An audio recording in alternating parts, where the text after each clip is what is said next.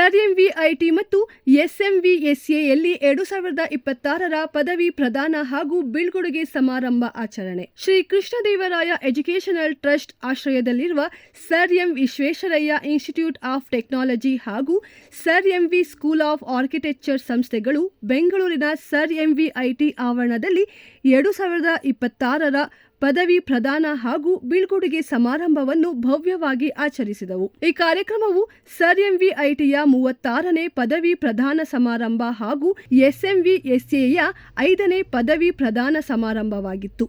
IIT ತಿರುಪತಿಯ ನಿರ್ದೇಶಕರಾದ doctor K N Satyanarayana ಅವರು ಮುಖ್ಯ ಅತಿಥಿಗಳಾಗಿ ಭಾಗವಹಿಸಿದ್ದರು.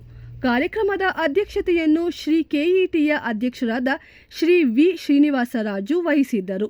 ಈ ಸಂದರ್ಭದಲ್ಲಿ ಶ್ರೀ ಕೆಇಟಿಯ ಉಪಾಧ್ಯಕ್ಷರಾದ ಶ್ರೀ ಎಲ್ ಕೆ ರಾಜು, ಶ್ರೀ ಕೆಇಟಿಯ ಶೈಕ್ಷಣಿಕ ಸಮಿತಿ ಅಧ್ಯಕ್ಷರಾದ ಶ್ರೀ ಕೆವಿ ಶೇಖರ್ ರಾಜು, ಸರ್ ಎಂವಿಐಟಿಯ ಟ್ರಸ್ಟಿಯಾದ Shri N G Raju, sir ಎಂವಿಐಟಿಯ ಪ್ರಾಂಶುಪಾಲರಾದ ಡಾಕ್ಟರ್ ಎಂಎನ್ ತಿಪ್ಪೇಸ್ವಾಮಿ, ಎಸ್ಎಂವಿಎಸ್ಎಯ ಪ್ರಾಂಶುಪಾಲರಾದ ಡಾಕ್ಟರ್ ಗಾಯತ್ರಿ ಆದಿತ್ಯ ಎರಂಕಿ ಹಾಗೂ ಸರ್ ಎಂವಿಐಟಿಯ ಉಪ ಪ್ರಾಂಶುಪಾಲರಾದ ಡಾಕ್ಟರ್ ಭಾರತಿ ಗಣೇಶ್ ಉಪಸ್ಥಿತರಿದ್ದರು. ಅತಿಥಿಗಳನ್ನು ಸ್ವಾಗತಿಸಿದ ಡಾಕ್ಟರ್ ಎಂಎನ್ ತಿಪ್ಪೇಸ್ವಾಮಿ ಅವರು ಪದವಿ ಪಡೆಯುತ್ತಿರುವ ವಿದ್ಯಾರ್ಥಿಗಳ ಸಾಧನೆಗಳನ್ನು ವಿವರಿಸಿದರು. ನಂತರ ಪದವಿ ಪ್ರಮಾಣವಚನ ಸ್ವೀಕಾರ ಕಾರ್ಯಕ್ರಮ ನಡೆಯಿತು.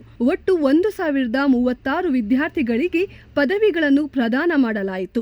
ಇದರಲ್ಲಿ 865 ಪದವಿ ಪೂರ್ವ ವಿದ್ಯಾರ್ಥಿಗಳು, 4 ಬ್ಯಾಚುಲರ್ ಆಫ್ ಆರ್ಕಿಟೆಕ್ಚರ್ ವಿದ್ಯಾರ್ಥಿಗಳು, 13 ಎಂಟೆಕ್ ವಿದ್ಯಾರ್ಥಿಗಳು, 79 ಎಂಬಿಎ ವಿದ್ಯಾರ್ಥಿಗಳು ಹಾಗೂ 75 ಎಂಸಿಎ ವಿದ್ಯಾರ್ಥಿಗಳು ಸೇರಿದ್ದರು.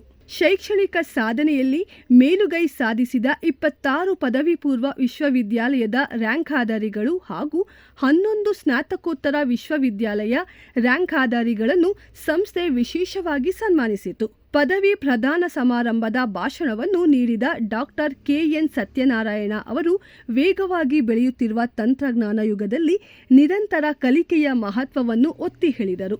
ತರಗತಿಯ ಹೊರಗಿನ ಅವಕಾಶಗಳು ಮತ್ತು ಸವಾಲುಗಳಿಗೆ ವಿದ್ಯಾರ್ಥಿಗಳು ಎಷ್ಟರ ಮಟ್ಟಿಗೆ ಸಿದ್ಧರಾಗಿದ್ದಾರೆ ಎಂಬುದನ್ನು ಆತ್ಮಾವಲೋಕನ ಮಾಡಿಕೊಳ್ಳುವಂತೆ ಅವರು ಕರೆ ನೀಡಿದರು. ಕೌಶಲ್ಯಾಭಿವೃದ್ಧಿಯ ಅಗತ್ಯತೆಯನ್ನು ವಿವರಿಸಿದ ಅವರು ಕೋವಿಡ್-19 ಮಹಾಮಾರಿಯ ಸಂದರ್ಭದಲ್ಲಿ ಅರೆವಾಹಕ ಉದ್ಯಮ ಎದುರಿಸಿದ ಸವಾಲುಗಳನ್ನು ಉದಾಹರಣೆಯಾಗಿ ಉಲ್ಲೇಖಿಸಿದರು.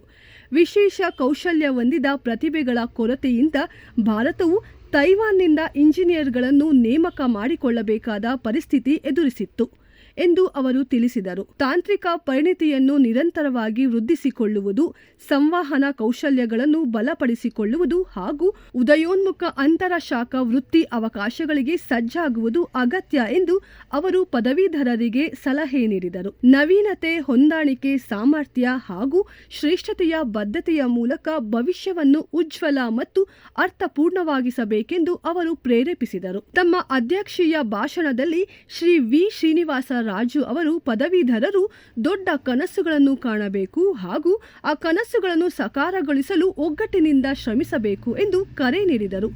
ಕಾರ್ಯಕ್ರಮದ ವಿಶೇಷ ಆಕರ್ಷಣೆಯಾಗಿ ಪದವೀಧರರ ವಿದ್ಯಾರ್ಥಿಗಳು ತಮ್ಮ ನೆನಪುಗಳನ್ನು ಹಂಚಿಕೊಂಡು ಸಮಾರಂಭವನ್ನು ಇನ್ನಷ್ಟು ಭಾವನಾತ್ಮಕ ಹಾಗೂ ಸ್ಮರಣೀಯವಾಗಿಸಿದರು. ಪದವೀಧರರ ಸಾಧನೆಗಳನ್ನು ಸಂಭ್ರಮದಿಂದ ಆಚರಿಸುತ್ತಾ ಹಾಗೂ ಅವರು ತಮ್ಮ ವೃತ್ತಿ ಜೀವನದ ಹೊಸ ಪಯಣವನ್ನು ಆರಂಭಿಸುತ್ತಿರುವ ಸಂದರ್ಭದಲ್ಲಿ ಹೆಮ್ಮೆ ಮತ್ತು ಆಶಾವಾದದ ಸಂದೇಶದೊಂದಿಗೆ ಸಮಾರಂಭವು ಯಶಸ್ವಿಯಾಗಿ ಸಮಾಪ್ತಿಯಾಯಿತು. Anyway, first I would like to congratulate the students who have graduated today in the convocation program of Sir M. Vishwesvaraya Institute of Technology and the Architecture School also. So today, during my address I had touched on a few issues about the challenges the new students will be facing and opportunities. There are a lot of opportunities that are coming up with, the AI is going to change way a lot of how businesses are done, all those things. But it's also in all sectors, whether it's health care, a lot of medical advances are being made. Now we are talking about personalized medicine. Then a lot of quantum initiatives in quantum technology. So many different things are happening. But we at the same time, I think as a country, we also need to strengthen our core engineering capability, whether it is civil engineering, mechanical engineering, material science engineering, because a lot of manufacturing depends on producing good talent in this area. So there is a need that while there's a lot of hype and a lot of opportunities also in AI and data science and all these areas, but we also have to strengthen our core engineering also to meet the aspirations of the country and the call from the Prime Minister for Viksit Bharat 2047 and so on. Yeah. Okay. And having named this institution as Sir M. Visvesvaraya, he was the one who gave the slogans, industrialize or perish. And he was the initiator of so many startups at that time, be it car manufacturing, be it aircraft, be it water management, all that is art as a nation building. And his success is something that we are discovering year on year. And our commitment is that we would like to be a grand example in tune with the commitment that we have for this institution, and more so it is named after Sir M. Visvesvaraya. So also this trust, which is named as Sri Krishnadevaraya Educational Trust, has a royal stamp on it, sir. So we would like to also bring that royal heritage to this, and you will see that a lot more things will transform here, and we are committed to that, and we draw our alliance and support from more experienced people like Mr. Satyanarayana, who has been part of many IITs, and we would like to see as to how we can offer this as our prayer to the society at large. From our Sir M. Visvesvaraya Institute of Technology, so we have awarded more than 1,033 graduates.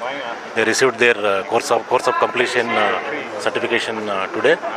865 UG students, 200 plus PG students have received the course of completion certification today. So we have awarded in the field of engineering, UG, MTech, architecture, MCA and MBA. And many of them have done a wonderful work. We are expecting good ranks in the upcoming VTU graduation. So India has good workforce. Now it's our responsibility to build in and bring in that quality workforce into the system. Thank you. ಇವತ್ತು graduation day ನಮ್ಮ ಕ್ಯಾಂಪಸ್ಸಲ್ಲಿ ನಡೆದಿದ್ದು ತುಂಬ ಸಂತೋಷವಾಗಿದೆ. ಹೆಚ್ಚಿನ ಸಂಖ್ಯೆಯಲ್ಲಿ ಹುಡುಗರು, ಹುಡುಗಿಯರು, parents ಎಲ್ಲ ಬಂದಿದ್ದಾರೆ. ನಮ್ಮ ಮ್ಯಾನೇಜ್ಮೆಂಟ್ ಕಡೆಯಿಂದ ಆರ್ಥಿಕ ಶುಭಾಶಯಗಳು ಎಲ್ಲರಿಗೂ.